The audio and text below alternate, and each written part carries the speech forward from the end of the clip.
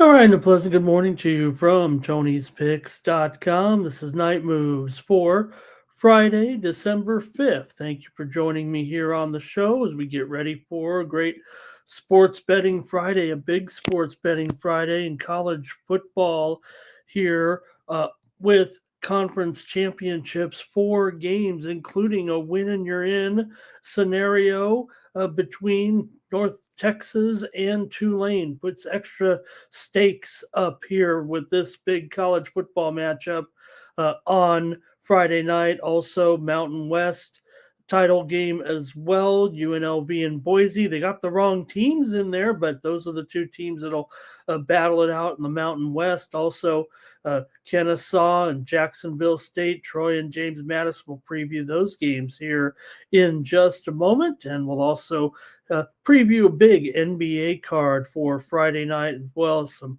NHL here on Friday night. So appreciate everyone joining me here on Night Moves. We'll recap a little bit and wait for some folks maybe to get in here right now as I'm just getting in here, getting ready to do the show here. So let me give you guys a minute to get in here with me, and maybe I can talk a little bit about some of the action on Friday night. Of course, Thursday night football from Detroit, and I operated on a narrative that I thought Amon-Ra St. Brown, there was no chance that he was going to make this lineup here on Friday, but man, late afternoon, he gets penciled into the lineup and made a big difference there, his impact on the game. And it was the Lions winning it 44-30. More likely a poor job by the Dallas defense, and you had Pickens a no-show there, really flaked out on his man Dak Prescott there. Big numbers for Dak, but nonetheless, it was Goff and Gibbs, superstar here right now in Jahmyr Gibbs. Lions had 11 drives that had 5 touchdowns, 3 of 4 on field goals, throw in a couple of field position punts and the crazy play that we saw there as well with the safety, not safety. Detroit 11-1 against the spread last 12 games, coming in off of a loss there. It turned out to be a wild one with 74 points scored in the game. Detroit has 6 wins this year by more than 2 touchdowns. Prescott threw for 375, but had 2 interceptions. Maybe one was off of a deflection. The other one got ripped away there, but hey, you can't have those kind of turnovers. And Dallas gets rocked really in a key game, and Detroit gets the upper hand. Looks like the Lions can possibly wrestle their way into the postseason, and Dallas will probably be on the outside looking in after last night's loss. Hope you guys were able to get it right, because I certainly didn't have it that way. But again, I was operating under the premise. I whiffed with my props. I was definitely targeting a situation where the Lions were desperate in their offensive game with their receivers. But once you have a guy like Brown in there who was looking like he never missed a beat, basically, Cowboys got torched by Gibbs and the Lions there on Thursday night in that victory. 44-30, impressive for the Lions. The king of the bounce backs. You got to see that coming. So I'm a little on tilt here going into Friday. We got some great games here, and get you guys rolling in here, and then I'll get started with some of our previews here as well as we get ready. Hey, LeBron James had his streak snapped there on Thursday night, scoring at least 10 points there. And dating back, they were saying some of the things that were, it's been that long since LeBron James didn't finish in double digits, but the Lakers, interestingly enough, despite some of the woes there, they were able to hold off Toronto 123-120 on Thursday night. Still got the win. How about the Philadelphia 76ers? They blow a 20-plus point lead, do win it on a last-second shot, 99-98 on Thursday night, and it was the Wolves in the late game with an 9-point victory, 125-116 over the Pelicans. College basketball did have some conference play start on Thursday night. Santa Barbara beat Long Beach by 7 in overtime. Cal Poly over Fullerton. Irvine beat Riverside. Northridge over Bakersfield. Robert Morris over Green Bay. Green Bay with a choke job there as well. Merrimack edged Ryder there on Thursday night. Okay, we got a dozen of you in here, so I think we can get started a little bit here on some of the college football championship games here. I want to hear from you in the chat, and I'll say hello to some folks in the chat right now, including we got Free Indeed here. Thank you. Nice to have you in there. Timmy Tushu as well. I want to say hello too. Charles Philip Bonewell said that messed, they were asking if I was on a show, and they said, what's wrong with the Cowboys in the second half? I mean, here's a CD Lamb, 121 yards in the first half, gets knocked out by a concussion. I mean, he practically was carrying the load there for the Cowboys. So that's what happened. I mean, they still had a chance despite what was up against them there, but the Lions did. Free Indeed said the Lions ate up those Cowboys there yesterday and made them look silly in the end, quite frankly. All right. And let's see, Ken's here as well. Well, nice to have you in there, Ken. And Darius, nice to see you. Did he have Boston there last night? Oh, he's talking about here tonight with Boston. Okay, thanks, Darius. Nice to see you in the chat. Members of the chat all-stars, that's what I want to see you guys there in the chat tonight, and we'll preview the NBA as well. Man, big NBA card, a few college games as well we'll look at here, and some hockey for a big show here, actually. Kenny Moe liked the Lions on the extended line there last night. Good call, man. I really thought that, again, I was just surprised that you had a guy like St. Brown in there after all week being doubtful, and then all of a sudden then becoming, probable there at game time. So they pulled a fast one on us. That's the way Detroit operates. So they don't take things seriously. They're kind of that's why they can't really get over the hump too. They've got a lot of issues there, that team, but great performance there. Whether or not they can get any further than this kind of point, we'll see. Jerry Jones in there, he's got Jacksonville State plus the points, and there's Greg in the chat. Nice to see you, Greg. All right, let's get rolling here right now and get to these previews in college football here. Some big games on Friday in the college football championship games here, conference championships. And here we go. Take a look at these here with Kennesaw State is taking on Jacksonville State here. Kennesaw State going to be favored in this one. They're coming in with a 9-3 record here, and Jacksonville State 8-4 Conference USA championship game. Kennesaw has won 9 of their last 10 games. Of course, the only loss was to none other than Jacksonville State. The two teams met back on November the 15th. It was 35-26. Jacksonville State got the win as a 3.5-point dog there in that game. The Owls in their last 3 games, however, have allowed coming in 35, 34, and 42 points, maybe that'll be right up Jacksonville State's alley here. Uh, Owls are 6-2 against the spread in Conference USA this year. They've had a pretty good run, but Jacksonville State was 4-1 against the spread at home this season. Jacksonville State has won 6 of their last 7 games after a 2-3 start.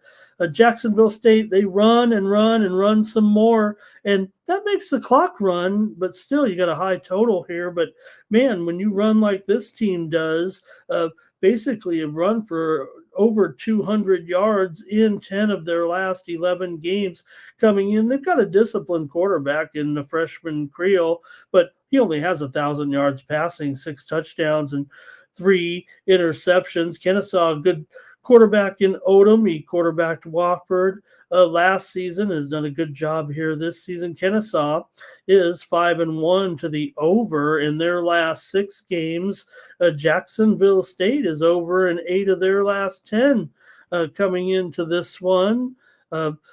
Against a D1 opponent. I think they might have had a non-D1er in there, but Jacksonville State, they've allowed rushing yards as well, but Kennesaw, they're kind of a balanced team, really.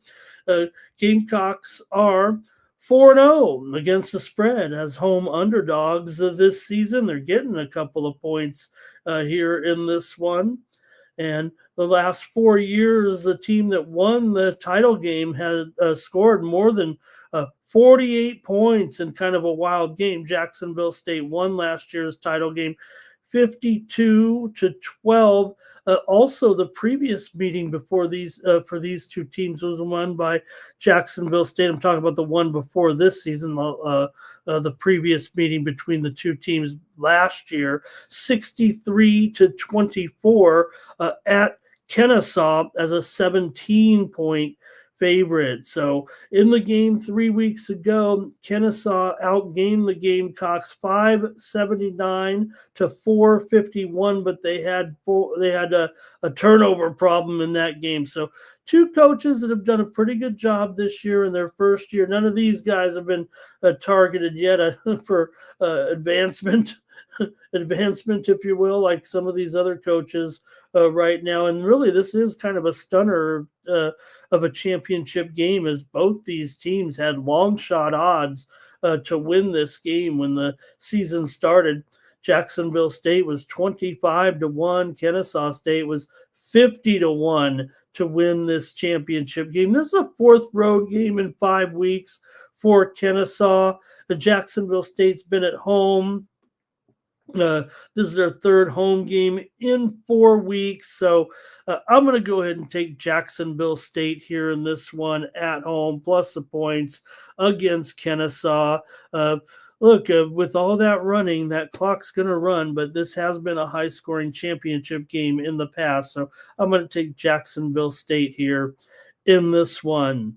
Let's go to the chat and see if we have any picks from the chat. All stars here on Night Moves. Thank you for joining me here. Got a couple dozen of you here right now, and let's see what we've got.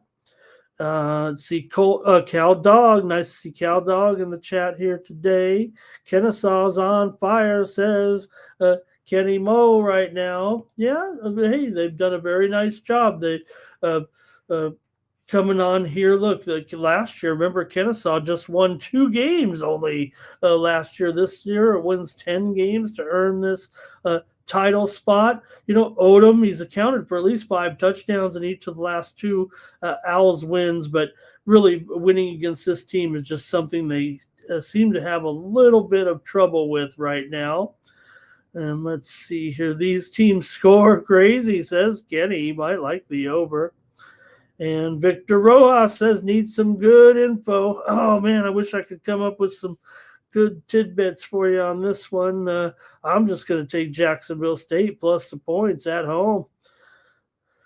Stop Geo didn't like what was going on in Thursday Night Football. Cal Dog likes Jacksonville State here. And maybe Timmy says that he might you might think that the over could be the way to go in this one. Yeah, it is a high scoring series as well, right? So that kind of has to be torn a little bit as well. So I think I'll try the side here in this one, mostly because of that. High scoring trend in this championship game. Jacksonville State scored a lot in this game. They're 6-2 to the over as an underdog is Jacksonville State this season. All right. Anything else from the crew?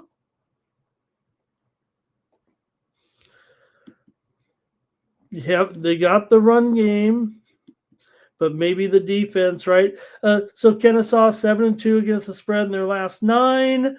Jacksonville State just 4-2 against the spread in their last 6. Jacksonville State's over in 6 of their last 8. Kennesaw's over in 5 of their last 6 coming in. So I'm going to take Jacksonville State.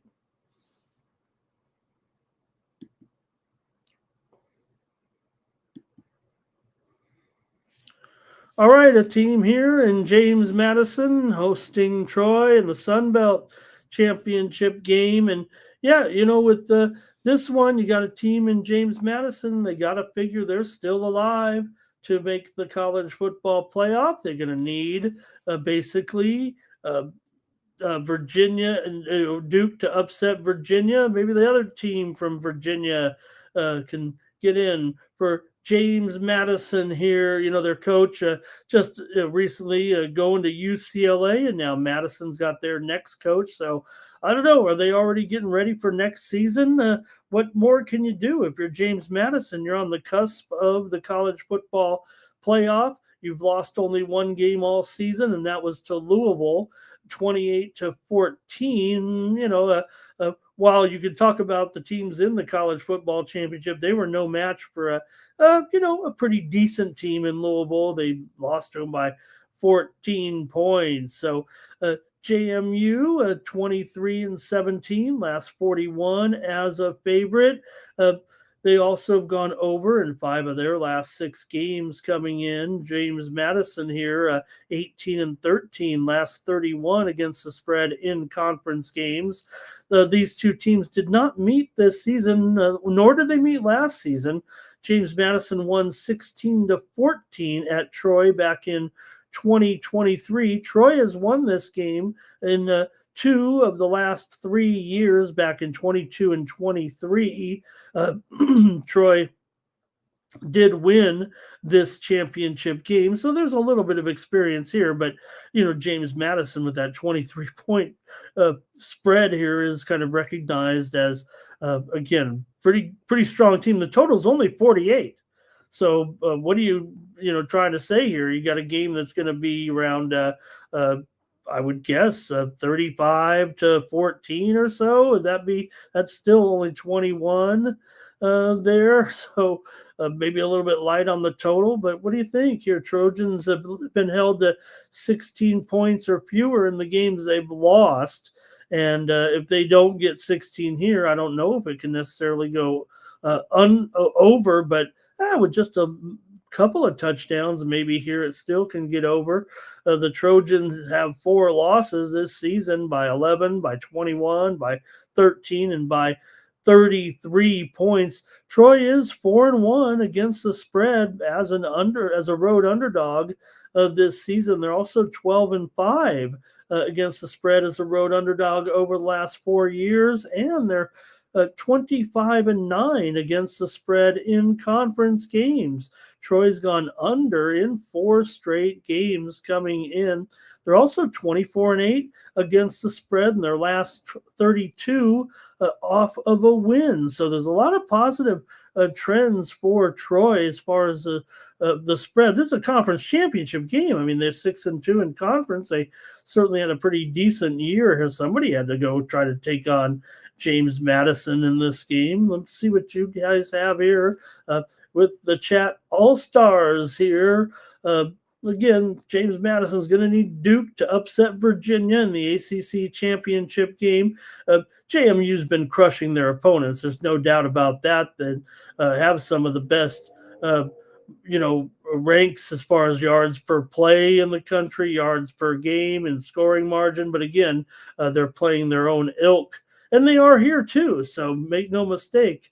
But Bob Chesney, the coach, he's heading to UCLA here, and Troy got in because they upset Southern Miss last week. Remember, as 6.5 point underdogs, but they've kind of struggled this year. I mean, as far as uh, their yards per play margin, they're down there for sure. In the more towards the bottom than towards the top, that's for sure. All right. They've also had problems on this offensive line. They've allowed 49 sacks this season, has Troy. That's not great because you've got JMU defense that held Coastal Carolina last week to -5 yards rushing. So plus, maybe the distractions for James Madison coming into the game can be a little bit of a factor and allow Troy to get this money like sometimes they do. Here we go with the chat all stars, and Timmy Two Shoes. I think he likes James Madison, and Cal Dog liking the over here in this one. And Timmy Two Shoes, James Madison, team total over. Greg says Madison for the blowout there. Kendrick Moe will wait, get involved in a live. Timmy Two Shoes says, what about the portal? What about the opt-outs for these two? These, maybe more tomorrow with some of the minor teams here. Let's see, any others here? James Madison first half for Timmy Two Shoes. Latifa's in the chat. Hello to Latifa. The queen is here. Thank you, Latifa, for stopping by. Let's see. I'm going with the over here in this game at 48 here. In fact, we're seeing right now 46.5. Can you imagine? Maybe it'll be, maybe it will be a shutout or something here. 46.5 right now for James Madison. I don't want to go off on him like that. Got to give Troy a chance. I mean, try to talk him up here as much as I can in this one. Look, like someone had to earn this championship game spot, so why not Troy to hang in here? Like I said, could there be a little bit of distraction when you have the James Madison coach pretty much getting ready to leave here? James Madison, they've got great quarterback obviously in Barnett, 2,900 yards, 20 touchdown passes, 13 touchdown rushes. Got a great running back in Wayne Knight, 1,000-yard rusher. He also catches them out of the backfield. So James Madison held their opponent to their season low in yardage 5 different times this season. So this is usually this is a closely rated game. This is only the second time the Sun Belt's had a double-digit favorite, really, but this JMU team does seem special here. They might put up the points needed here to get the victory and maybe still get this game over. So I'm going to go over in this one. I'll investigate whether we can get JMU over the top, maybe Troy on the back door. You guys had mostly James Madison, it seems like, here in the chat. Latifa likes the over in this one. She also took Jacksonville on the money line in there. All right. And let's see. Timmy says there was some JMU mentions about getting in the playoffs if they blast Troy. Unlikely. Yeah, like I said, they need Duke. They need Duke to beat Virginia for sure, and then they need to rock in this game, and then they got a chance to make the playoff. All right, and let's get going. Latifa's ready for the next one. So am I. And Cal Dog says need some style points there. All right, let's go to it, Latifa. She says, hey, it depends on the weather in Louisiana here with this one. This is a playoff game, basically, right? I mean, the winner of this game is in the college football playoff. You want a playoff game tomorrow? This is it.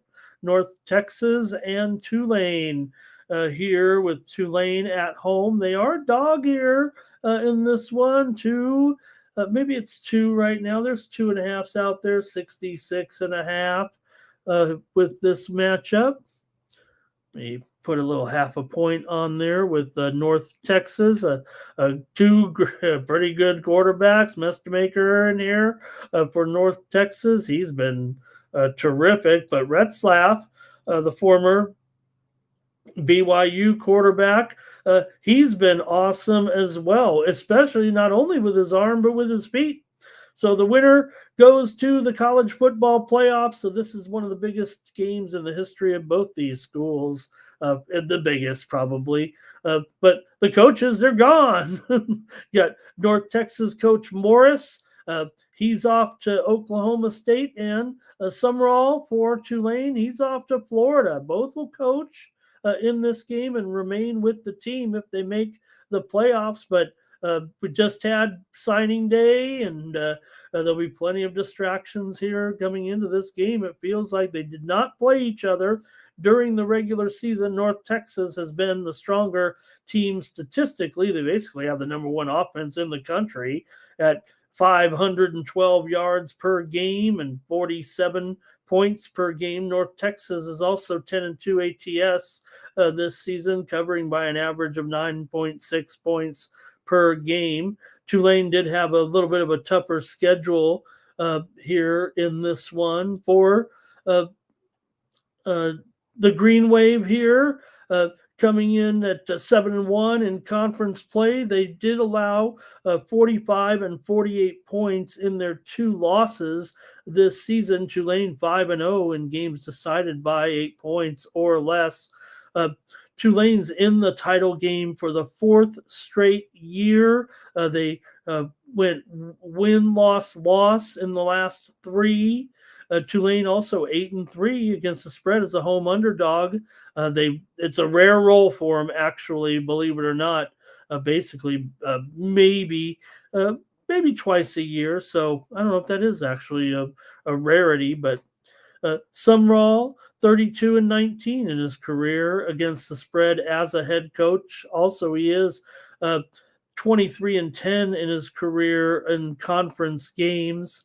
But again, both coaches moving on to bigger and better things. Tulane's won the last three meetings by 3, by 7, and by 8 points. But the average total in those games right in line with this at 63.5. Still, these two quarterbacks put up large chunks of numbers when you're talking about Mestemaker here and Retzlaff. Retzlaff is I mentioned, of course, North Texas number one, but Tulane's 33rd in offense in the country. Retzlaff 2,700 yards, but also 500 yards rushing and 14 rushing touchdowns. So good numbers there as well.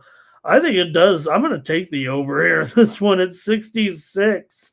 Here 66.5. I think I'm going to take another over here with this crazy game. And again, a huge game. Winner going to the college football playoff. Even though Tulane was 20th in the college football rankings there, I'm looking at the rankings here right now. I mean, they'll be projected to be, someone will be projected to be 12th in the bracket here, it looks like, with the title game winner here claiming that last spot. Tulane won 4 in a row, but North Texas has won 6 straight by 14 points or more in each of those games. So North Texas, they've also covered in 6 straight. Tulane's gone under in 7 of their last 9, and but North Texas has gone over in 5 straight on the road. We can go to the chat All Stars and see how you guys have it here with North Texas and Tulane. North Texas has been getting that money. Tulane just 2-3-1 against the spread at home, 5-6-1 against the spread overall. And Tulane's been an under team this season, 1-5 to the under at home. But North Texas 5-0 to the over on the road, 9-3 to the over as a favorite. And most of the underdog, Tulane's been a favorite in so many games, but they went 3-7 to the under as a favorite. Okay, let's see here. Thank you, Latifa. It's great to have you here today. All right, Cow Dog says maybe that rain could kind of get things a little bit slippery here in this one. Uh, mid 50s here, it looks like. Maybe an over here for Latifa and North Texas for Greg. And Timmy, Timmy says, yeah, man, these teams have been the stuff here. It looks like, you got Young of North Texas, like I said, great receiver, 1,200 yards this season, and Preston. Tulane's got more of a balanced receiving core, but you got a guy like Preston, nearly 600 yards there. So I'm going to take the over in this one at 66. Could you imagine? It's a closely rated game. So, that puts both teams right here. If I'm going over, 35, 34, something like that. Could it be that wild and that crazy? Yes, I think it could be. You'd think maybe some defense in a championship game like this. But it's really the North Texas firepower, and Tulane does have maybe more apt of a defense here. But all right, Kenny likes the over too. Over as well. And I'll go with the over in this one.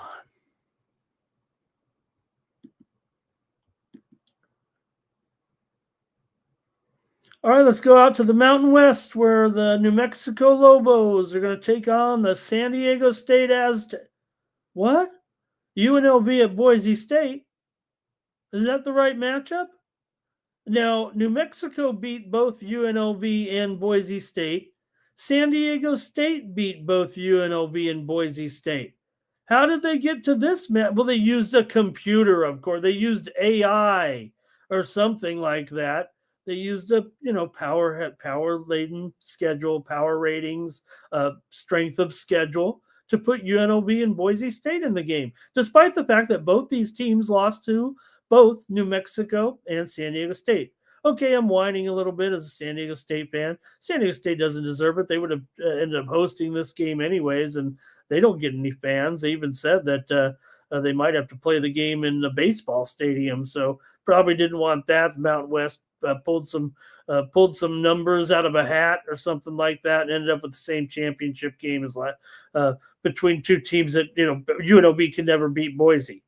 They can never beat them. Now, maybe they will this time because UNLV's playing pretty well here. Boise's, pretty strong here as well. Can't really sell you too much on UNLV's chances other than the fact they might be able to match them with a little bit of firepower here in this one and keep pace. UNLV is the team that's 10-2 coming in here with a 4-game winning streak. But the teams met back on October 18th. It was 56-31. The Broncos won on the blue. They also won last year here in the championship game on the blue as well. So UNLV just has a big block in their head, basically trying to get over the hump with this team.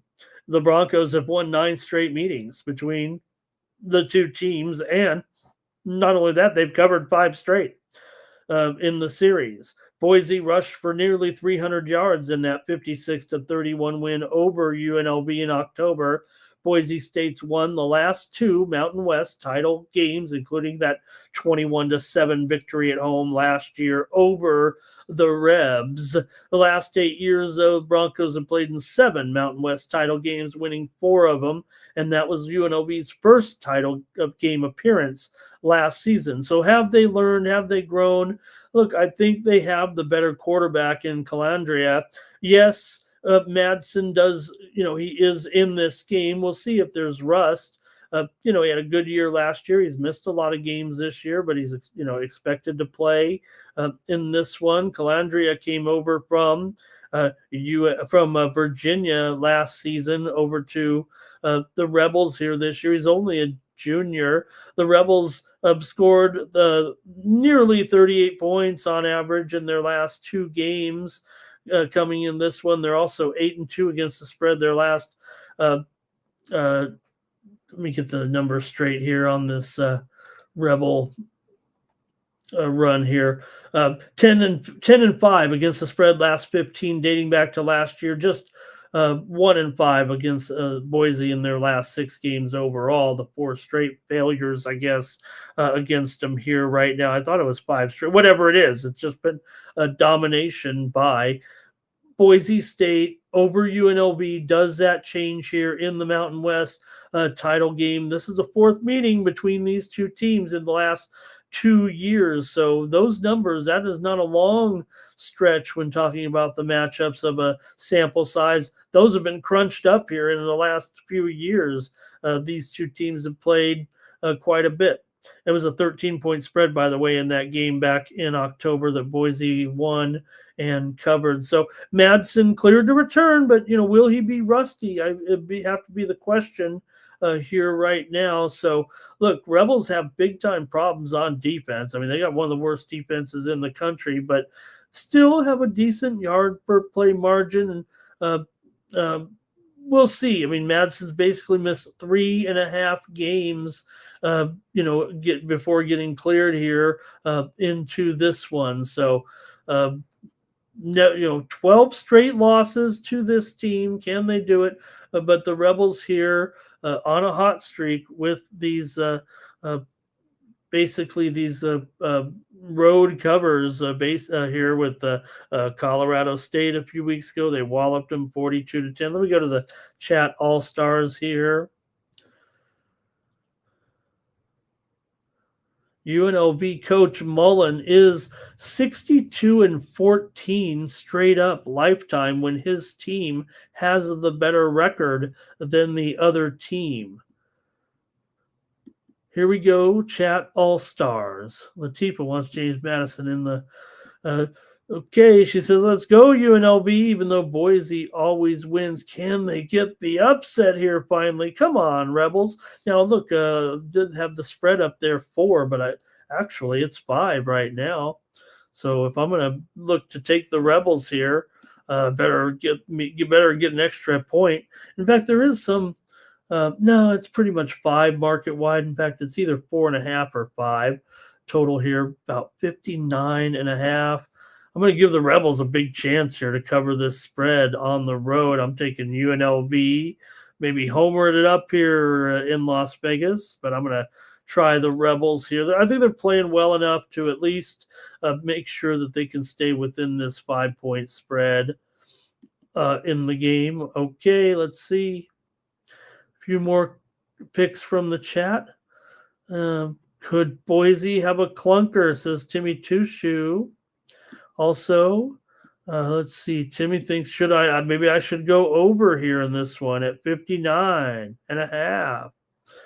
Cal Dog says, are we going to get some rain on the blue turf? How will I know if there's water on the turf?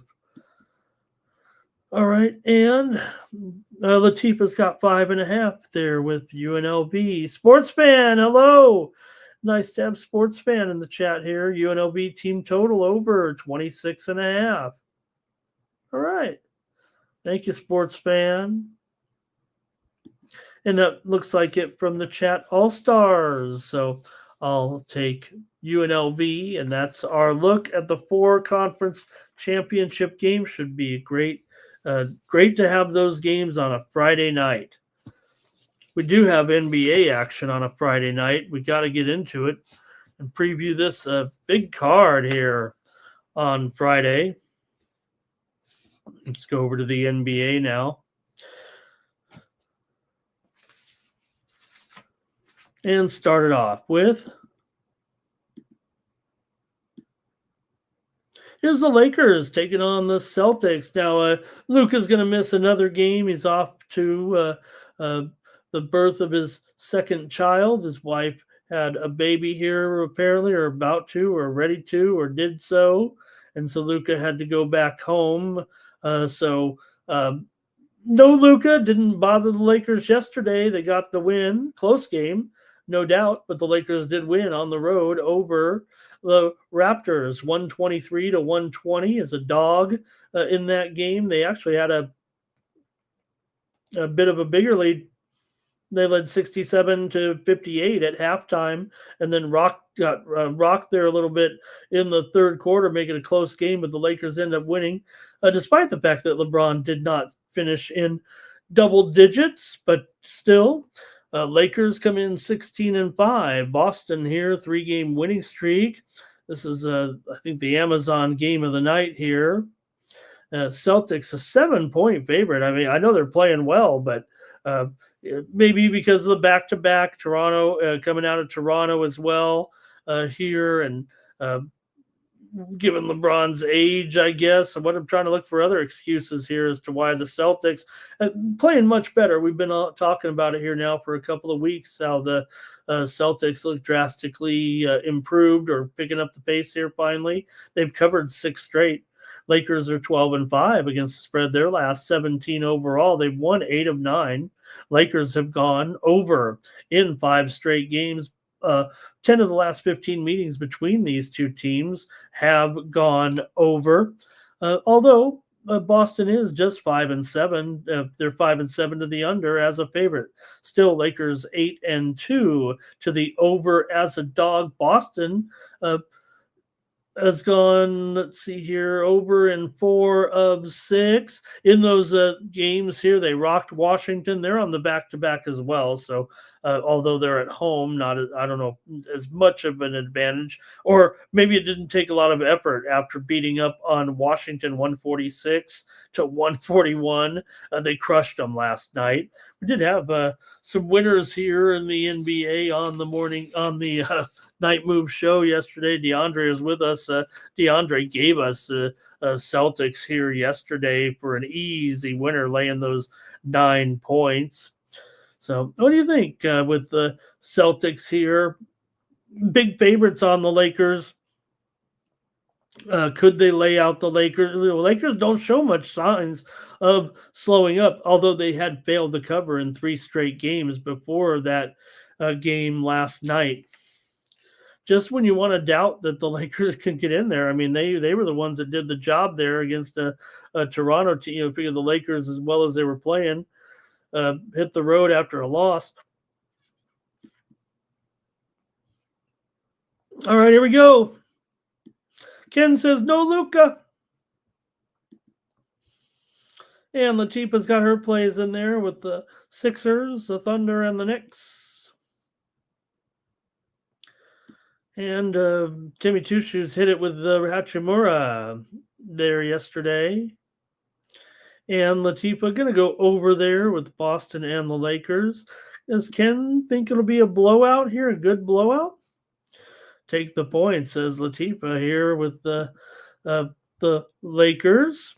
Yeah, they just seem to come through every time. You know, we forget kind of the supporting cast here right now. And sports fan leaning towards the Celtics here in this one. All right, and that's it maybe from you guys. Let's see here. Pritchard to knock down the threes here, says Timmy Two Shoe. All right.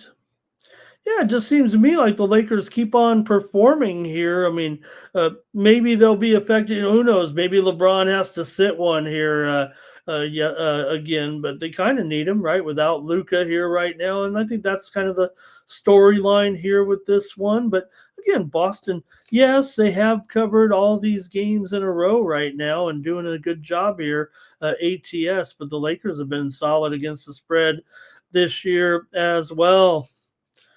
All right. I've got the under actually in this one with the Lakers and Boston at 224.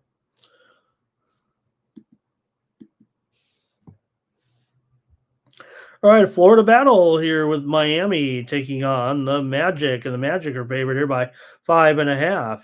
Total 241.5. Orlando's been picking it up here of late as well.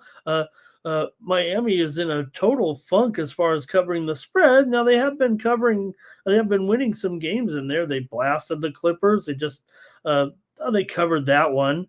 They beat up on Milwaukee, but they were a big favorite. They beat Dallas, couldn't cover there, but they're coming in off of a loss to Dallas here, actually. Meanwhile, Orlando off of a loss to San Antonio, 114 to 112 at home. That stopped their 3-game winning streak. Miami's 7-3-1 as an underdog this season. Meanwhile, Orlando just 7-10 as a favorite. Miami's also 7-4, the over as an underdog so far this season. Miami comes in here just 1-4 ATS in their last 5, despite winning 7 of their last 9 games overall. Miami's won 13 of the last 19 meetings between these two teams and covered 7 of the last 10. But Orlando's won 9 of 12, and they've covered 8 of their last 8 of those games. Orlando's gone over in 7 of their last 9. 5 of the last 6 meetings between these two teams have gone over. We're looking at a big old massive number here at 242 in this one. The teams met back on October the 22nd. It was 125-121 in favor of Orlando. Let's see how you guys have it here in this one. Go to the chat all-stars here with the Heat taking on the Magic. Right, Latifa here is on Miami.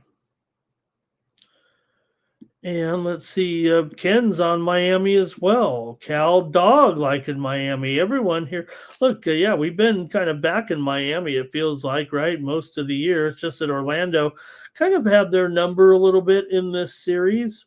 But again, Miami, maybe not as strong on the road, but still feels like it could be a good close game here. Tyler Hero, what is his status? So I thought, let me see here what happened there. That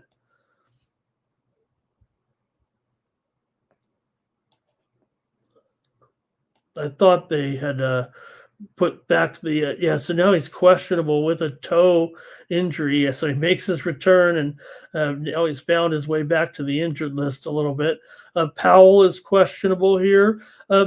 Maybe the bigger news here, though, Paolo Banchero upgraded to questionable, so he's nearing his return here. That does seem pretty promising here, but a lot of people say, you put Banchero out on the court, and he's kind of getting in the way of what the Magic are kind of doing right now.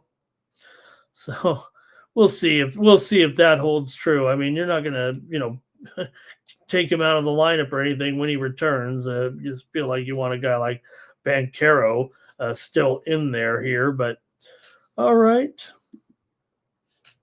And I'll go ahead and take the Heat. I agree with you guys. Let's take Miami and keep it going with the Heat. They've been good to us for sure.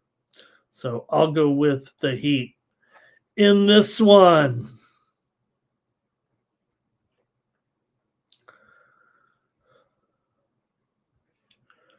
All right, here we go. Next up.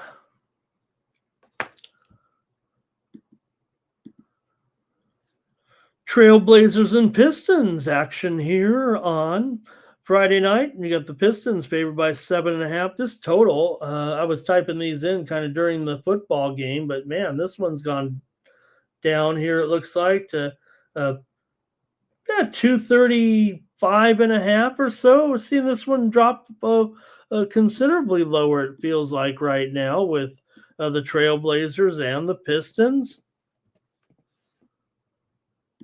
Pistons still going to be favored here, though, by a modest 7.5 points at home. Detroit's won 2 of 3, although they're coming in here off of a loss to Milwaukee, 113 to 109. They were favored in that game. Before that, they had knocked off the Heat and the Hawks. For Portland here, they're in off of a win at Cleveland, 122 to 110. That stopped a 3-game losing streak, but they've covered 3 in a row here. And hey, that's an underdog. They've covered plenty of games this season. Portland's 11-3 against the spread as an underdog this season.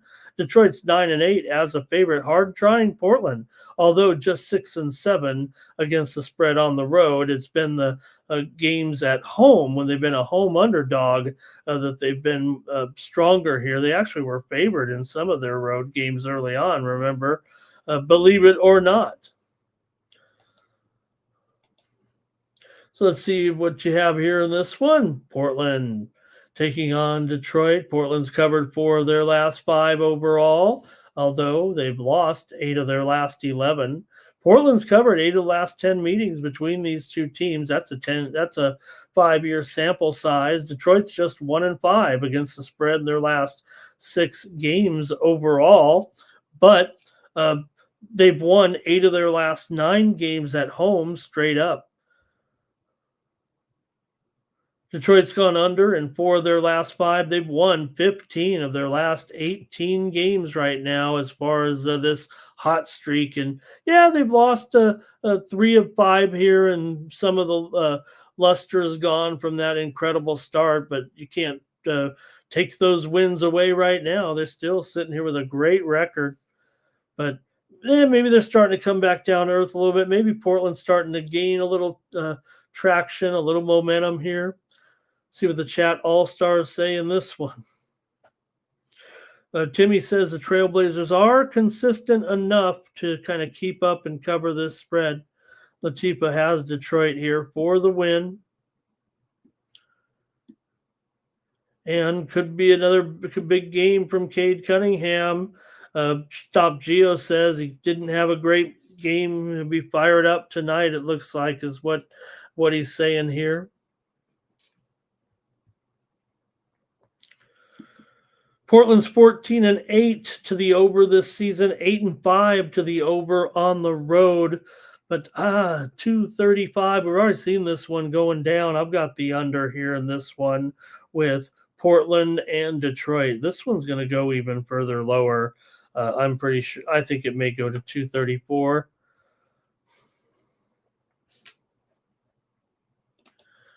Okay, yep. And what's Kenny Moe says he wants Drew to come back and help this team out. It's been a month here now, or a month.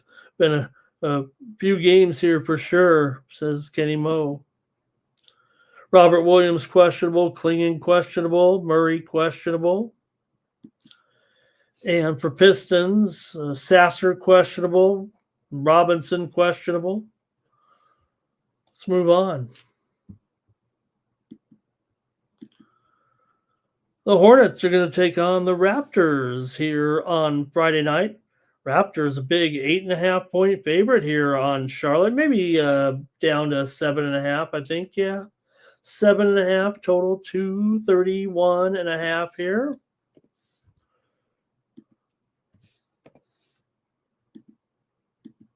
There we go. All right, Charlotte coming in here 6-16 right now, and Toronto 15-8, still a great run despite the fact they've lost 3 out of their last 5. Charlotte's lost a couple games in a row here right now as well, or I should say once again, lost to Brooklyn and the Knicks. Didn't cover the Knicks game. They're getting 9.5. For Toronto here, they've been not covering at all here of late. They are on a streak of non-covers. About the only way I could put it coming into this one. Charlotte's failed in 5 straight. Toronto's failed in 5 straight. They have gone 14-4 straight up in their last 18. Charlotte has lost 9 straight games on the road. They've also lost 10 of the last 13 games against the Raptors coming in. Teams met about few nights ago, about a week ago. Charlotte actually won at home, 118 to 111. That was revenge for a 110-108 loss to Toronto back on November 17th, although Charlotte got the money in that one as well. So they've covered them both, have the Hornets this season, which is saying something. Toronto here having these spread woes, but these two teams have been kind of under teams for sure. Charlotte's gone under in 6 straight games coming in. They're also 5-13 to the under as a dog this season. And Toronto here has gone under in 5 of their last 7 of their last 10, and 4 of the last 6 meetings between these two teams have gone under as well. LaMelo Ball, probable here for the Hornets. Miller, questionable. Mann, questionable. Kalkbrenner, questionable. Connaughton's out. Sexton is out for the Hornets. Toronto pretty clean on the injury report here, at least short-term injuries. Agbaji is questionable. Barrett, of course, has been out for a while now. So let's see what you think here with the Hornets taking on the Raptors here. Raptors not covering these numbers here, although they've been having a terrific run here this season. Chat All-Stars in play. And Timmy says, let's see here. Raptors extendo for Kenny Moe, I think. Raptors, Timmy says the Raptors are good for 3 quarters and then the Hornets will come back, I think he's saying there. And Latifa might go with the Raptors here.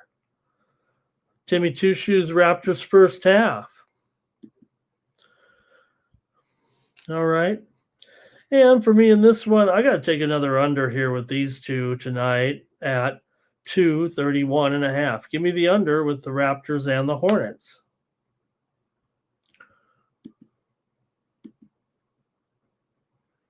Spurs and Cavs here with San Antonio on the road. A dog here to the Cavs. San Antonio coming in here 15-6. The Cavs are 13-10 now, but they've been struggling. I mean, they've definitely in a bit of a funk. They did win a couple of games ago over the Indiana Pacers, 135-119, but they lost to Portland at home by 12. They lost to Boston at home as a favorite. They lost at Atlanta as a favorite. Lost to Toronto in there. Cleveland's one of the worst spread teams in the league this season. They're 3-10 against the spread at home, 6-14 against the spread as a favorite. Meanwhile, San Antonio 5-2 against the spread as an underdog. Yeah, no Wemby hasn't been a problem. They're still covering plenty of games here. They beat Orlando on the road last time out. They knocked off Memphis as a favorite at home. Yeah, they lost to the Timberwolves, but they beat Denver, remember? They beat Portland in a closely rated game on the road. San Antonio just proves that they've got kind of a good program going here, that their star out of the action, and they're still getting it done. Luke Cornett questionable. McLaughlin's out. Castle is out. But, they've got other guys in there back in their lineup doing well. Cavaliers here. Proctor is out. Merrill is out. Garland is out. Jared Allen, he's out. Nance is out. So Cavs do have some injuries for sure. Cavs have gone under in 10 of their last 13 games at home. And also, Cleveland's gone under in Cleveland's gone over in 8 of their last 12 games against San Antonio, but that's over the last 6 years, basically. So San Antonio's lost 5 straight to Cleveland. However, they've actually covered 5 of their last 6. So usually they're underdogs, and usually they cover. Talking about the San Antonio Spurs. Spurs have covered 4 of their last 5. Let's see how you guys have it in chat. All-Stars. Cleveland's won every game here for a while, but all right. And Latifa likes the Spurs here in this one, and so does Ken. Got to take the Spurs here. I mean, come on. Cleveland dismal against the spread. Spurs 6-4 against the spread on the road, and continue to fight hard. Feels like they're in every game right now. Cavs first half, despite missing the players here, says Timmy Two Shoe. All right. And Latifa just going to take the Spurs on the money line here on the road. I'm going to take the Spurs for sure here, plus 5.5 against the Cavaliers in this one.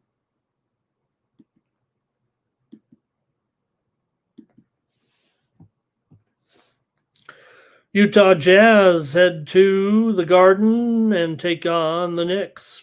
Jazz are 8-13 coming in. They did play at Brooklyn last night, but hey, it was a victory for Utah on the road. They pummeled them 123-110. They really pummeled them in the second half. For a while there, Brooklyn looked like Brooklyn, I thought, was going to get the win in that game. Brooklyn led, let's see here. Well, it was close at halftime, 67. Let me get it right here. Brooklyn led 58-49 at halftime, but they were outscored 42-20 in the fourth quarter, and the Jazz went on for the convincing victory. Wow, the Nets, another El Foldo for the lowly Brooklyn Nets. But for the Jazz here, they're getting 15.5 on the road tonight against the Knicks here. And whether or not that has the Knicks here, the total has been moving here, though, way down at this point. We're seeing this one go as low here right now on the move here, 238.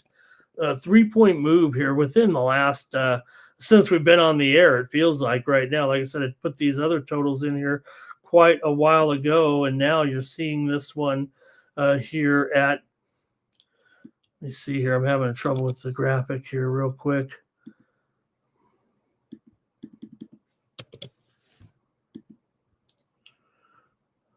Hope I can get this. Can't seem to get the graphic to work here, gang. Hang tight.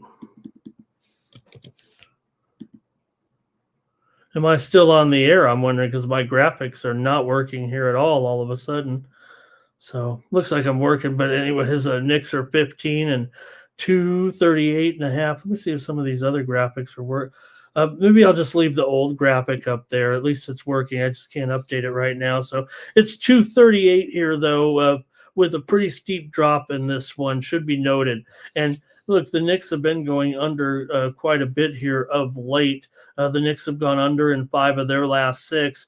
This under has come in 9 of the last 11 meetings between the two teams. Utah is a big-time over of late. They've gone over in 9 of their last 11, but 4-5 to the under on the road. For Utah here, they're just 3-6 against the spread on the road. The Knicks are the best spread team in the NBA at home, 11-1 ATS. But they got to do it by 15.5 here. Can they do it by 15.5 here to keep that streak going? Knicks beat them by 16 last time they met here in New York in January by as a 12-point favorite. And, Utah, feels like when they're getting a bunch of points, they're a little bit better than when they're getting just a couple of points at home. But still 3-6 ATS on the road, as I said. Let's see here. Latifa says the Jazz are going to get their horny piano. What did I just say? Horny piano. And get their go. Oh, my goodness. Oops, they're going to get beat. Okay, that's what's going on. I think Knicks money line here for Ken, and maybe the under. They're going to, I don't know. Game over. I see it there now, Latifa. All right, they're going to kill him. Okay. Man, they are knocking it out of the park right now. Are the Knicks 5-1 ATS in their last 6 overall? Utah's covered 4 of their last 6 games here, but still some struggles. I'm taking the under here in this one with the Jazz and the Knicks. Give me another under here. My 4th under on 6 games. Oh, man, I'm going to have to pick some sides here.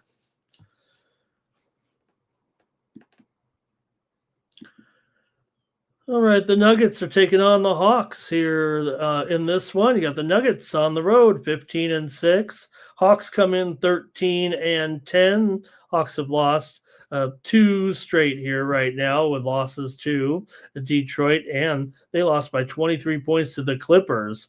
Ugh, how do you lose to those Clippers? Although maybe getting rid of Chris Paul was the answer. We'll talk about the Clippers a little later.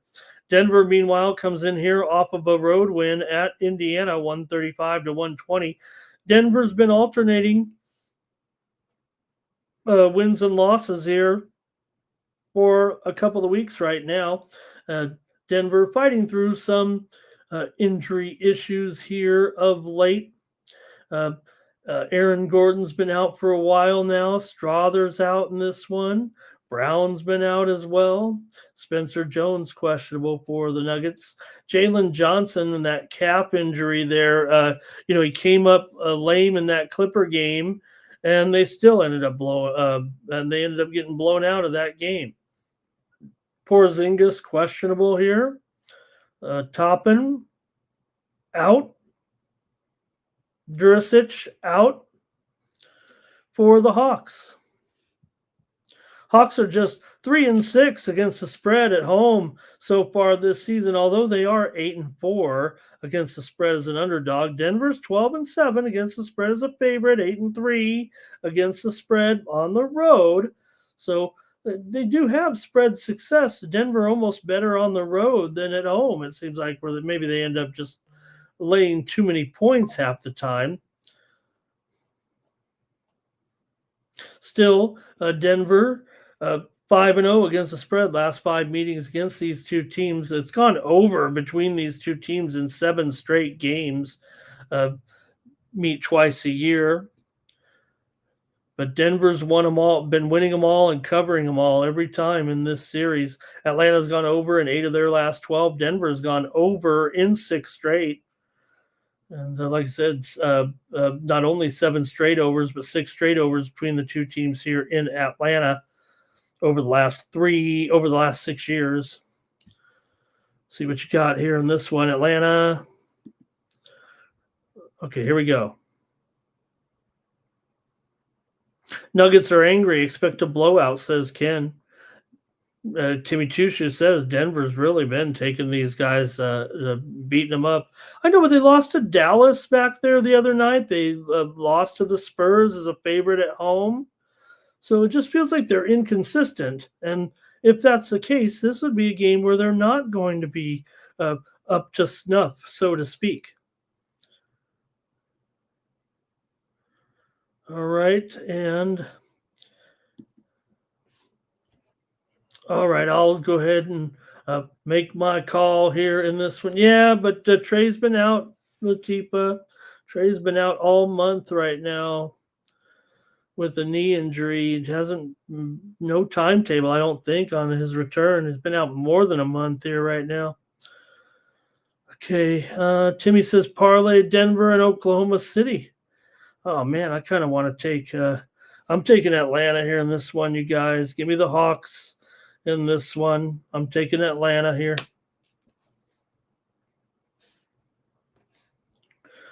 I know they just lost to the Clippers. I mean, that had to be the lowest of the low right now, but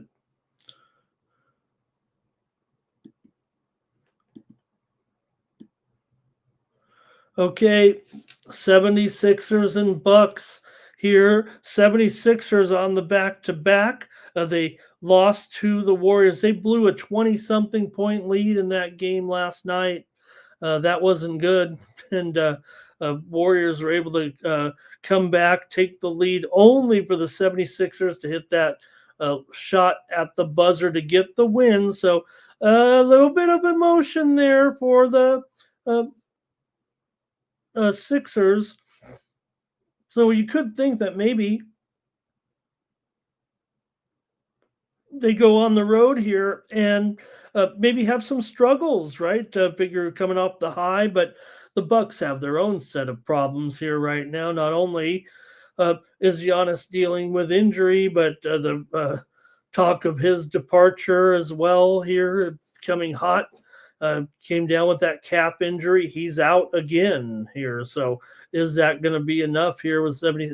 Are the 76ers riding momentum in here, or can the Bucks find something here right now without Giannis. The Bucks are 10-13 coming into this one. Meanwhile, Philadelphia, they are 12-9, and they're one of the best spread teams around here this season. They right now 6-1-1 against the spread on the road are the Sixers this season. They haven't been as strong against the spread of late, but Milwaukee has not also been doing very well here ATS of late. Milwaukee right now comes in here having failed 7 of their last 10 games overall coming into this one. And Sixers, meanwhile, with back-to-back wins here, they beat the Washington Wizards 121-112 a couple of nights ago before knocking off the Warriors there. For Milwaukee, they did beat Detroit 113-109. Hey, we were on them in that game, no panic, but still Milwaukee just 5-13 against the spread in their last 18, 2-8 straight up in their last 10. Milwaukee has won 8 of the last 9 meetings between these two teams and covered 6 of the last 7 between the two, but Philadelphia, despite that good road spread record, has just gone 5-5 straight up in their last 10, but they are favored here, and Philadelphia as a favorite this season is 9-1 straight up. And yeah, they are still favored here by 1.5. 5 straight meetings between these two teams have gone over, even though Milwaukee's gone under in 5 of their last 6 games overall. They're 8-5 to the over at home, and Philadelphia is 5-3 to the over on the road, although Philadelphia has gone under in 8 of their last 12. If I haven't confused you enough, what do you have in this one with Philadelphia here on the back-to-back? No Giannis.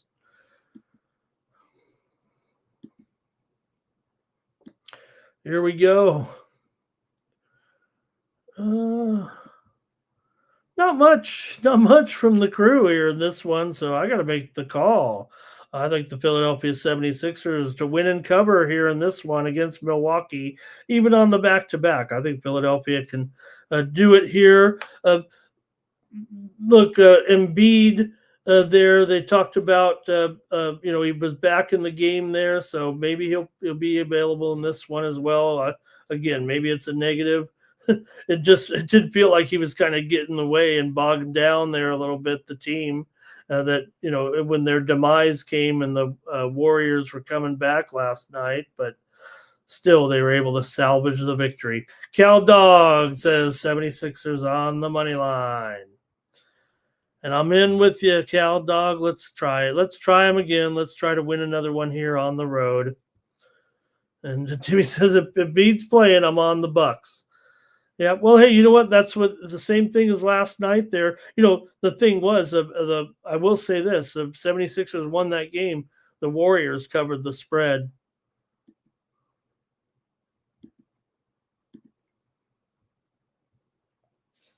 All right, you got the Suns taking on the Rockets here. Is this thing broken or something? Come on, what's wrong here? 11? Suns here, a very, very decent spread team, 15-7 this season against the spread, 7-6 against the spread as a dog, 6-4 against the spread on the road. Houston's pretty strong too, 13-6 ATS, 11-6 ATS as a favorite here. It's a good roll actually for them, and Phoenix has struggled against this team. They've lost 5 straight, gone 1-6 ATS in the last 7 meetings between the two teams. These two teams have gone under in 5 of their last 7. Houston's gone under in 6 of their last 7 games overall. But Phoenix is 8-5 to the over as a dog, 7-3 to the over on the road, and Houston's 10-7 to the over as a favorite. Phoenix has covered 11 of their last 14 games overall coming into this one. Houston's covered 4 of their last 5 between these two. So pretty good game. Seems like a high number here. I mean, Phoenix been competitive. We've done very, very well with them. Now, they did get blown out by Denver, blown out by Oklahoma City, and they lost to Houston by 26 points at home back on November 24th. So, yes, revenge, but they also don't seem to compete very well against elite or top teams anyway. I won't go. Yeah, I guess Denver and OKC pretty elite, and Houston's not bad either. They did beat the Lakers though, 125 to 108 last time out. We had Phoenix in that game.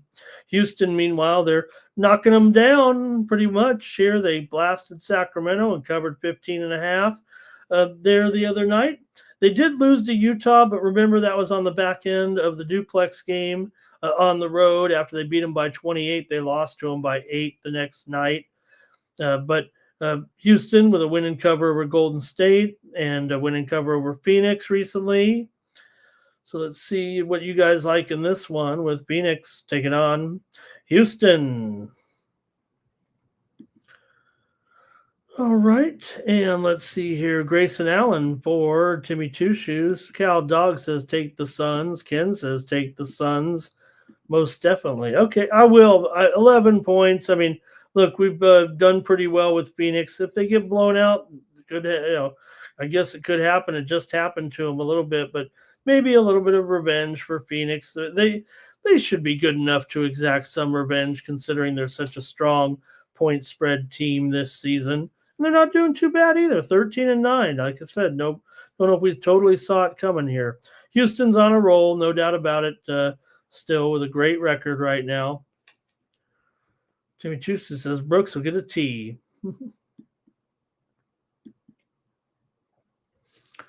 All right, got the Clippers on the road here, taking on the Grizz. And maybe, just maybe, is Chris Paul, was he the problem?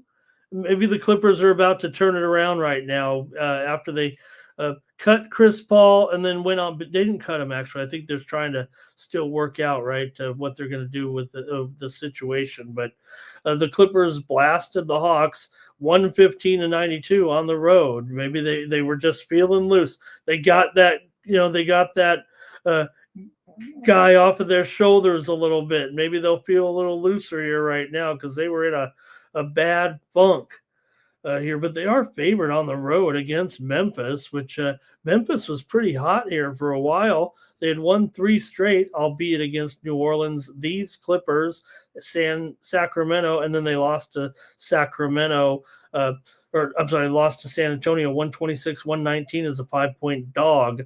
So both teams are pretty crummy against the spread. I mean, Memphis is 2-11. ATS is a dog. They're a dog in this game right now. Clippers are favored by 1.5 or 2 on the road, total 224. But the Clippers are 2-9 against the spread as a favorite.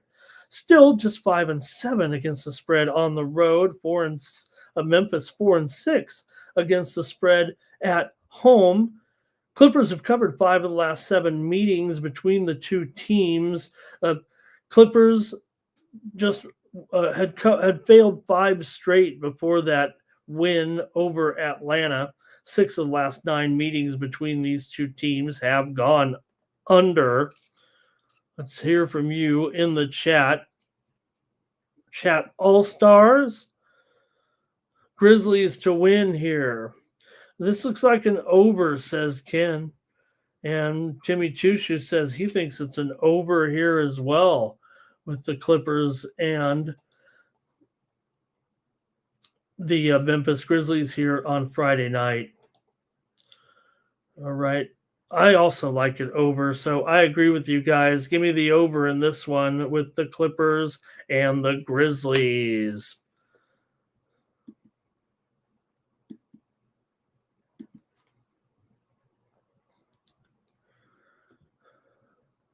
And the Pacers are taking on the Bulls here. Bulls, man, they're really slumping here right now. Pacers have lost 2 in a row as well, but this Bulls run here currently is pretty bad. Not only are they losing, they're getting blown out of these games left and right. I mean, they just got beat by Brooklyn the other night as a 7.5-point favorite. They lost by 10. They can't even beat Brooklyn here. So the Bulls are in a bad way right now, but they're still favored by 5.5. Hey, Indiana, they're coming back, okay? 10-9 against the spread as a dog. Yeah, they lost to Denver. They lost to Cleveland. Those are good teams, but they beat Chicago 103-101 at home. It's a 2.5 point dog. Could be revenge here for the Bulls, but just seems like the Bulls can't beat anybody right now. 2-8 against the spread in their last 10. They're 1-9-1 against the spread as a favorite. Who wants the Bulls in that role?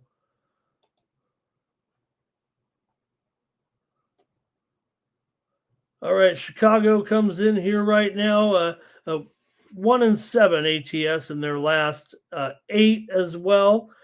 Indiana's covered covered 4 of the last 5 meetings between the two teams. We know it's a different Indiana before, but one of those games just took place the other night, as I said. So Indiana got that one. Maybe they can do so again, getting even a few more points in this one.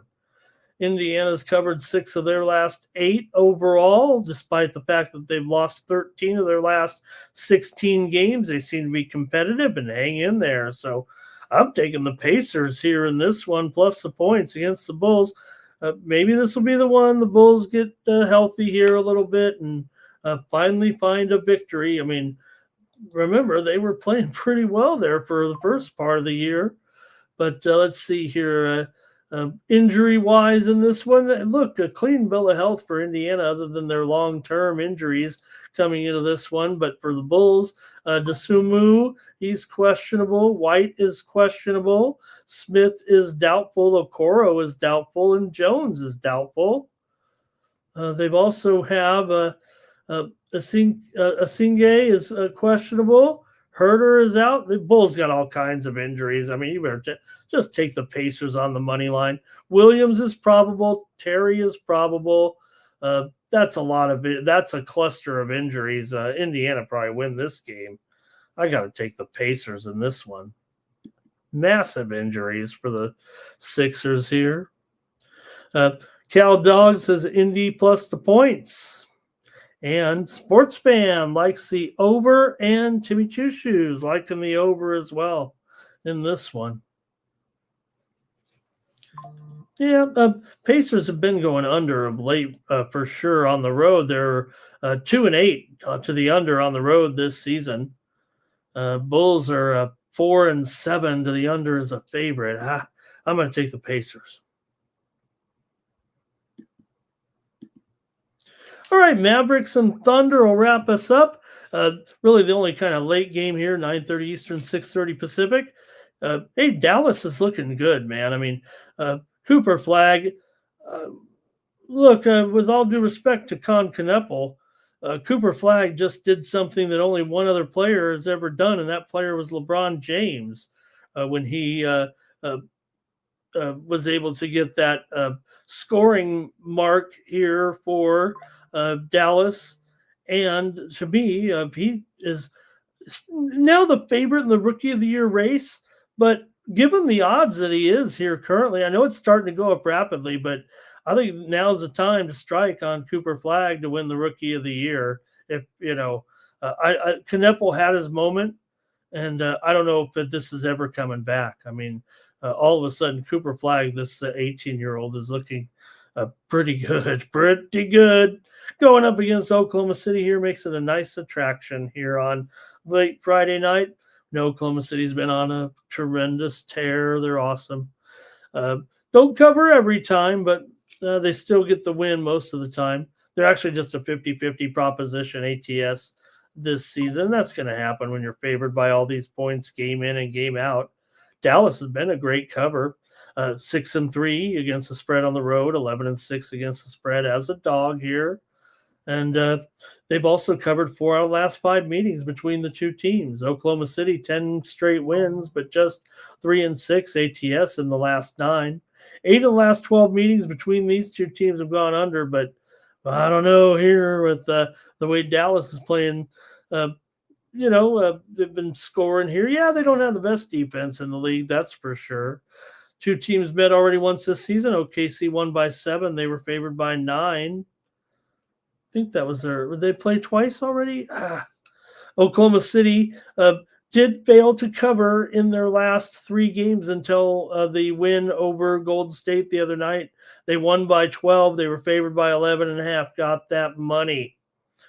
Dallas has gone under in 7 of their last 9, and they're 8-15 to the under so far this season. And that's a good sign. As you know, I'm not saying that they didn't have some scoring woes there early on, because they're starting to pick it up. But man, OKC, they just are a machine. So let's see what you think here. Can Dallas get this one though? Possibly.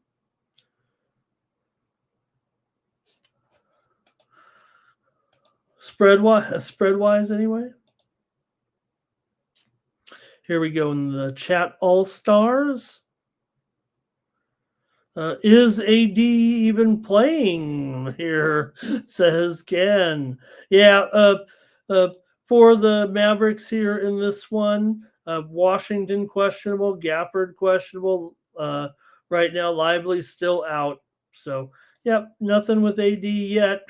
Keep your fingers crossed. For the Thunder, Caruso, he's out. Dort is out. And Hartenstein now out indefinitely with an ankle turn. Okay. Ken wants the Mavericks here with the points. And Timmy Chusha says OKC spread. I'm taking Dallas in this one. Plus 15.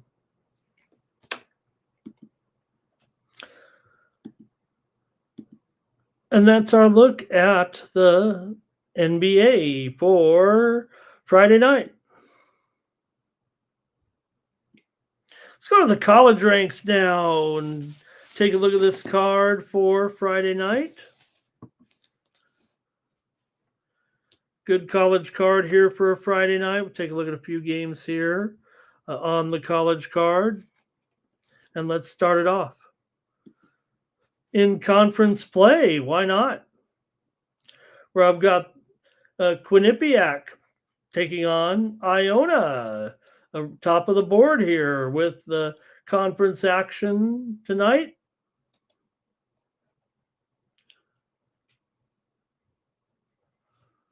Let's get it rolling here right now. Let me get my notes together here a little bit. All right. And Quinnipiac comes in here with a record of 5-3. Iona is 6-2. Both teams coming off wins here. Quinnipiac a win over Stonehill, 76-62. They did lose to Central Florida before that, but had a nice win over Pittsburgh. They also beat Maine. For Iona here, they're off of a win over Delaware, 89-66. Last time out, they did lose to Green Bay, 80-75. They beat Oregon State, 91-84. Quinnipiac is 3-1 against the spread on the road so far this season. These two teams have been massive overs so far this year. Quinnipiac's 4-0 to the over as a dog. Iona's 4-1 to the over as a favorite. I'm going to go over in this one at 163.5. Give me the over here with Quinnipiac and Iona in conference play. The two teams met last year a couple of times in the regular season, and Quinnipiac won the regular season meetings, but in the conference tournament, Iona did win 81-73 as a 4.5-point dog. Quinnipiac was favored in both regular season games, and I believe did not cover the game at home, but they did cover at Iona. They didn't cover them at all. Iona actually covered both games during the regular season, although Quinnipiac won them both.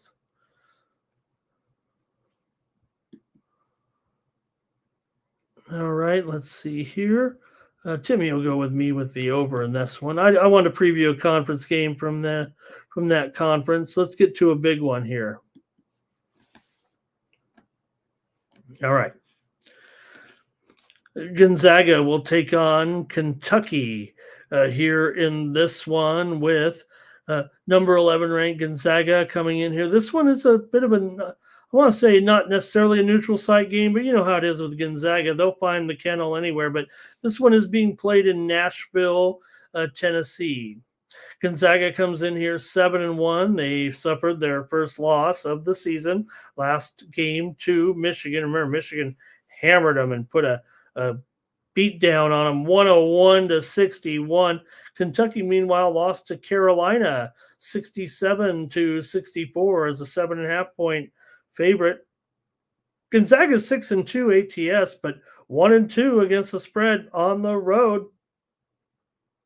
If you want to call this a road game, still away from home. Gonzaga, though, 5-2 ATS is a favorite. This will be the second time that the Wildcats have been an underdog this season. They did fail in that role, in their only other role as a dog.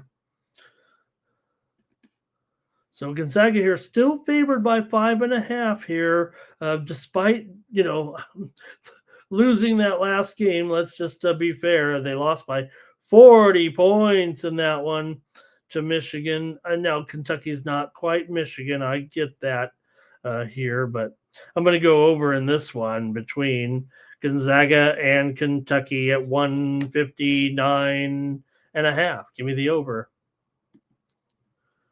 All right.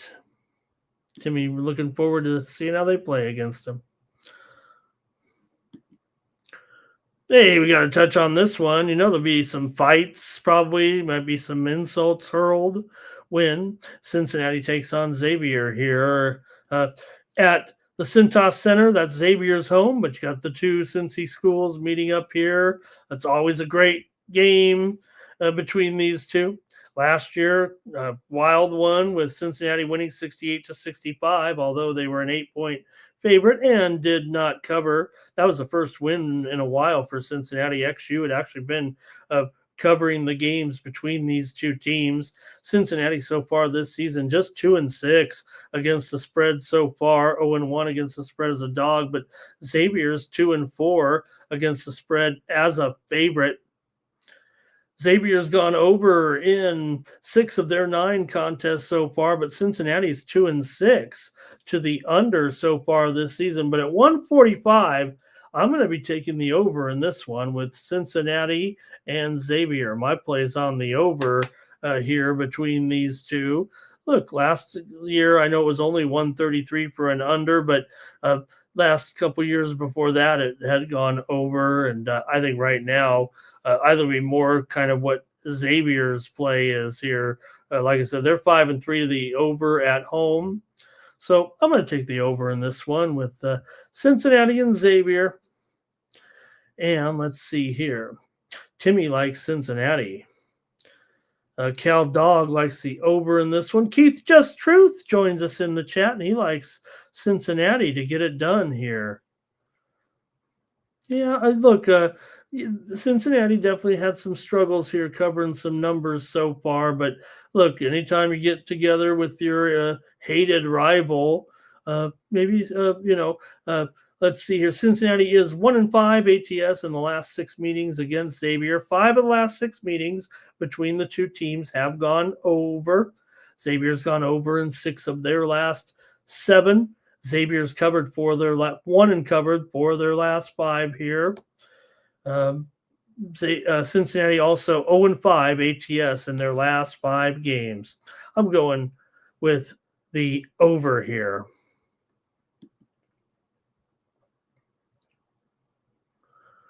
Next up, Notre Dame taking on TCU.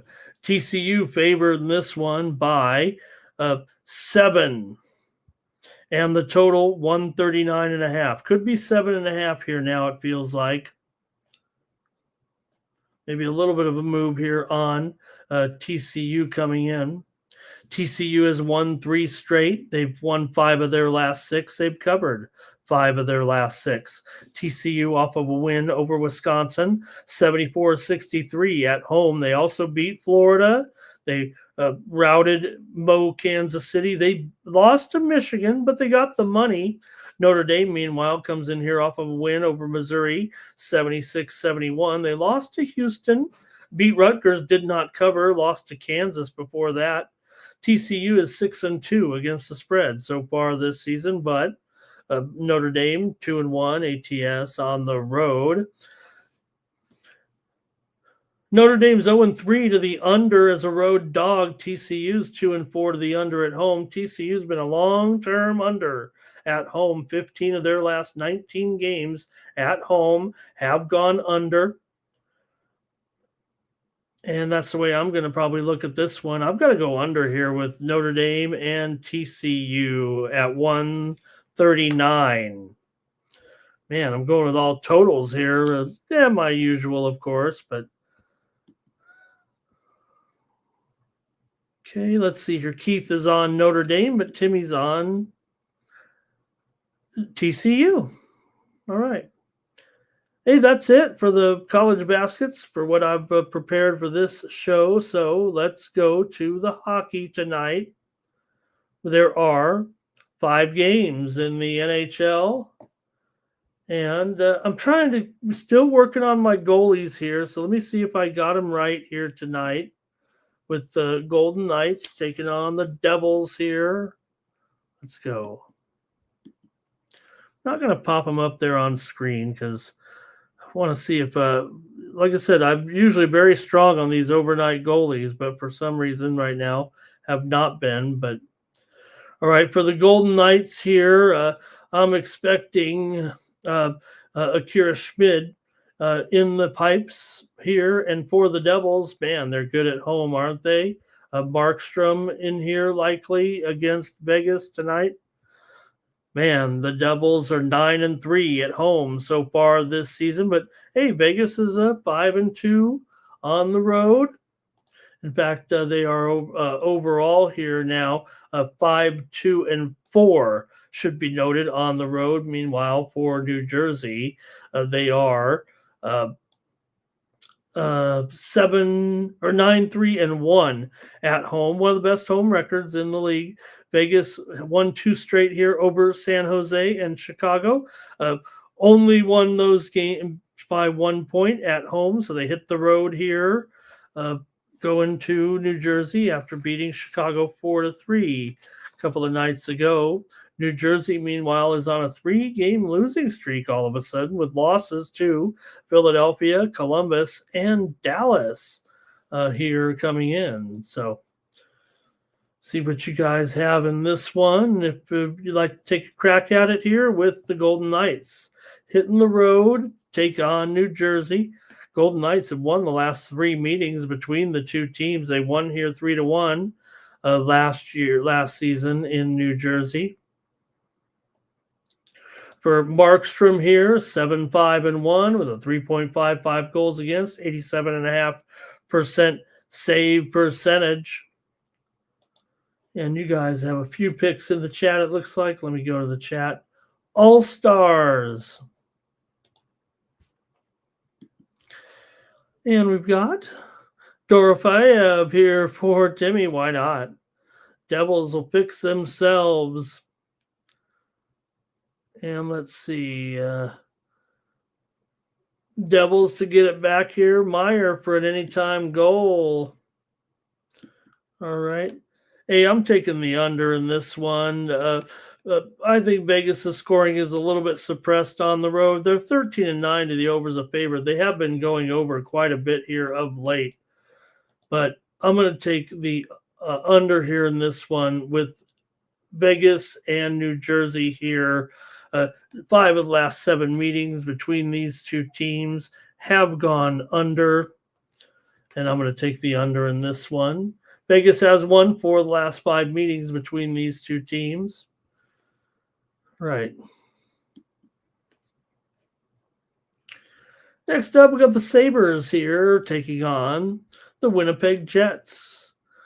The Jets will have, I would expect here in goal, Comrie here on Friday night. And For Buffalo, I'm expecting Pekka Luukkonen in the pipes for the Sabres. Sabres come in 11, 12, and 4. Winnipeg comes in here 13, 12, and 1, but they've been struggling here a little bit of late. Winnipeg with back-to-back losses to Buffalo and Montreal, but they were on a long road trip and it was getting long and weary and they were losing games. Only team they could beat was Nashville, so shows you how that really was going here.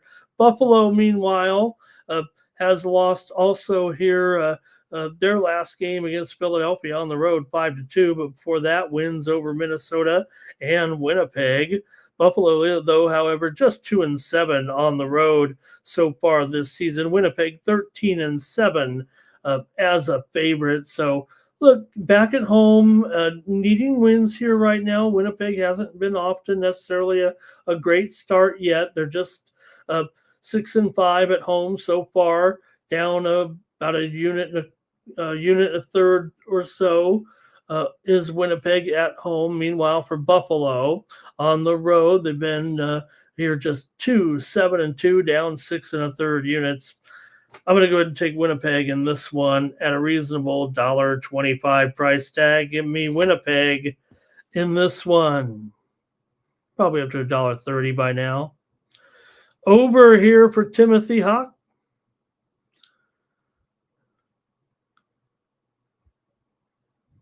And let's get to the next one here. San Jose on the road taking on Dallas. For Dallas here in this one, Jake Ottinger in the goal. And for San Jose here, I would expect it's going to be a Askarov in this one.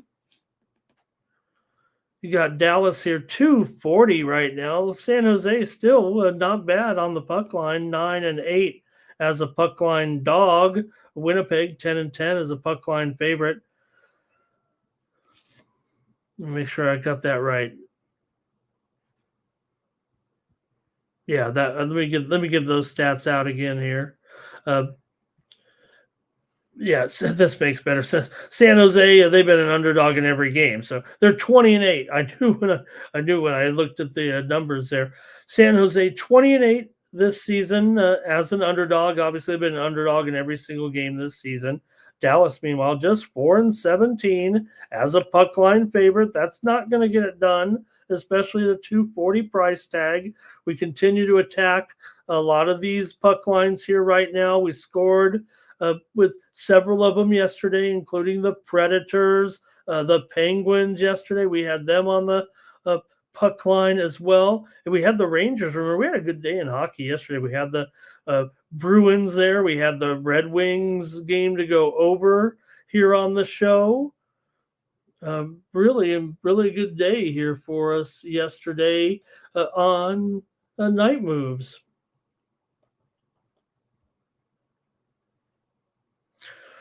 All right, let's see here.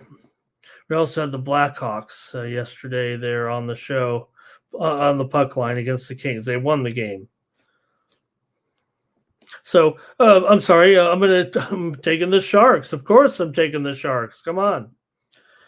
Give me San Jose here plus 1.5 goals. I'm going to take them on the puck line, of course. But like I said, Dallas 4-17 is a puck line favorite. So maybe they will win by 2, but they've only done that in 4 of 21 games so far this season. So I don't trust that. San Jose is $1.20 on the puck line, but I'm going to take them here plus 1.5 goals. Stars for Timmy Choo to blast him here. Stars hitting on all cylinders, says Timmy. Cal Dog liking the over.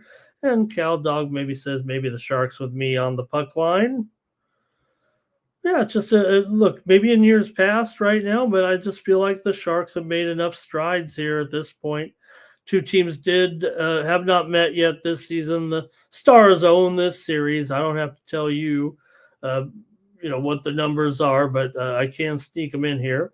San Jose's 1-11 in the last 12 games on the road against Dallas, and they've lost 6 straight to them overall. San Jose's gone under in 10 of their last 14. Dallas has gone under in 6 of their last 9 games overall coming in. All right. And Timmy says the Sharks are garbage. I don't know. To me, they've made some strides here this season. They are a game over 500. Uh, Seem like they're dramatically improved over the last couple of seasons here to me. But Dallas here, 18-5-5. Make no mistake, one of the best teams in the league here right now. Clearly, they just beat New Jersey 3-0 the other night. Did lose to the Rangers in that overtime game as well, but I'm going to take the Sharks here. They covered the puck line against Vegas last week, 4-3 on the road, and they did lose to Colorado 5-0. I'll give you that. All right, the Utah Mammoth are taking on the Vancouver Canucks here on Friday night for Utah here. I would expect Velmica in the pipes, and for the Vancouver Canucks here, probably Lankinen in goal here for Vancouver on the first of a back-to-back. Vancouver comes in here 10-14-3, but they have lost 3 in a row. Utah comes in 13-12-3. They're in off of a win, but that snapped a losing streak. Anaheim lost to Utah 7-0 in that bizarre score the other night to snap their losing streak for Utah. Utah favored here on the road, $1.25. Total 6.5 under at -120. Utah's won 4 of the last 5 meetings between these two teams, but the Mammoth have lost 8 of their last 9 on the road. However, Vancouver's lost 6 of their last 7, so they're not playing well enough at all here. 5 of the last 6 meetings between these two teams have gone under, although Vancouver's gone over in 5 of their last 6 games at home. They're 9-2 to the over at home this season. Utah's gone over in 4 of their last 5 coming in. So, man, Mammoth struggling on the road here, but kind of want to take them in this game. Like I said, they've actually kind of owned the series against Vancouver here. I'm taking Utah on the road at -$1.25. Okay, Timothy likes this one to go under. And Canucks here, and who had it? You guys, did Timmy have it? Who had the? Of course, it was Timmy, right? With the Geeky getting his goal tonight. Cal Dog on Utah as well. All right. One more here on the ice, and the show is about over. Thank you for joining me here on Night Moves. It'll be the Washington Capitals here on the road. Logan Thompson in the nets, taking on Anaheim, and Bill Husso in the pipes in this one. Good matchup here with the Capitals. Have been playing well here of late. Washington 17-9-2 coming into this one. Husso 2-2, 3.45 goals against. 86% save percentage for the Anaheim keeper, but Washington on a long winning streak here right now and looking pretty good, man. 9-1 in their last 10 coming into this one. Washington in first place in the Metro, 6 straight wins and a record of 8-4-1 on the road. For Anaheim, meanwhile, at home, they are 9-4. Up a couple of units at home this season. They're 9-4 straight up at home and 12-8 straight up as an underdog, which they are here against the Capitals. Capitals, just beat the Kings. Hey, we had them in that matchup over the Kings, so I wasn't afraid of that. But here between these, let's see what you guys have. Anaheim is 16-11 to the over, 8-5 to the over at home, but Washington has been going under here of late. Washington is 5-0 against Anaheim in last 5 meetings, including 4 of the last 5 here at Anaheim. Anaheim's gone over in 4 of their last 5 at home coming in. And we'll see what you guys have in the chat. Timothy likes the over here in this one, and so do I. I'm going to take the over in this one. Man, it's 6.5 juice to the what do I have there on the screen? 6.5 juice to the over. Oh man, that is all right. Well, I guess I'm committed to it. That is a little bit sticky, a little bit high there. Is that really the line?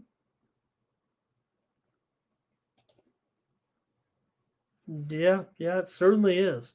Okay. Well, the show's over. Huso's gonna get lit up. Caps team total over for Timmy. Thanks, Timmy. Great job by the chat tonight.